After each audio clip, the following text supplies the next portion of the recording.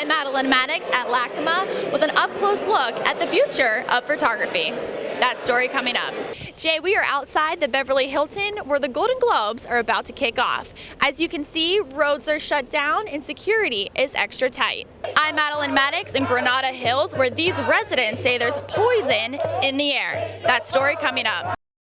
The images are eerie and frightening. You are looking at infrared video of a massive methane leak in Porter Ranch.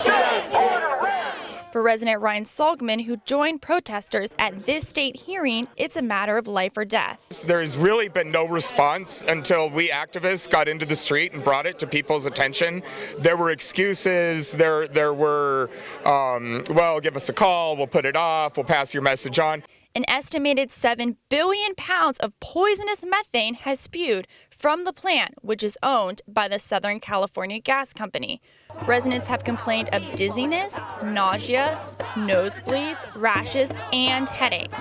Save Porter Ranch co-founder Matt Pachuco says the gas company and the state should be doing more to fix the problem. All agencies should look at the possibility of how we can even get rid of this facility and if it's even necessary. When do you think this disaster will end? Well, you know, we've communicated with the community. We're in the process of drilling a relief well. That relief well is expected to be completed at the end, late February or at the end of March, and we expect that to be successful in stopping the flow of gas. More than 200 residents showed up for the hearing today, hoping for the plant to be shut down immediately. But that decision may not be made for at least a couple of weeks.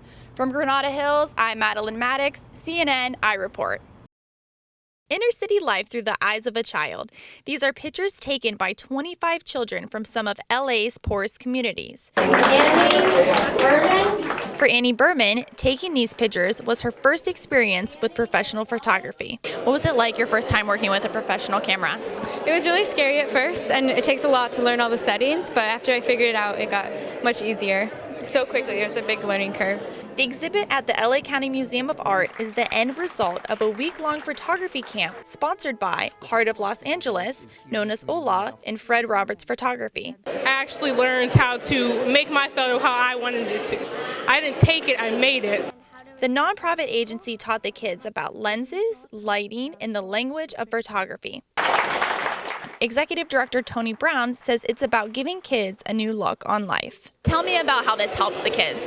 So I think it helps the kids with because they now have a sense of confidence that they probably didn't have before. You know, they're not afraid to take risks and to try something and persist through challenges that they have just because they've never been there before. I'm so pleasantly surprised, actually pleasantly shocked, to see this transformation. And I know that this is so much more than photography. The program doesn't end here. OLAF received thousands of dollars in camera and software to ensure the kids continue to learn.